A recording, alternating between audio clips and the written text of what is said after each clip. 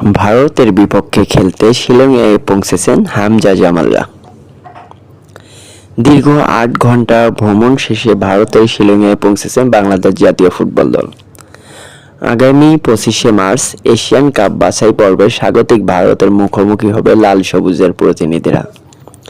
ম্যাচটি অনুষ্ঠিত হবে শিলংয়ের নেহেরু স্টেডিয়ামে।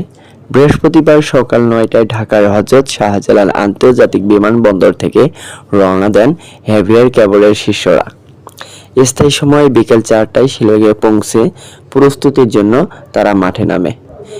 এবার মোট ২৪ জনের স্কোয়াড নিয়ে সফরে গেছেন কোচ, কারণ দেশ ছাড়ার আগে চূড়ান্ত স্কোয়াড ঘোষণা করা হয়নি।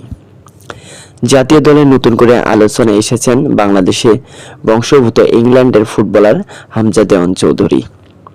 ইংল্যান্ড থেকে সরাসরি সিলেট হয়ে দলে যোগ দেন এই মিডফিল্ডার।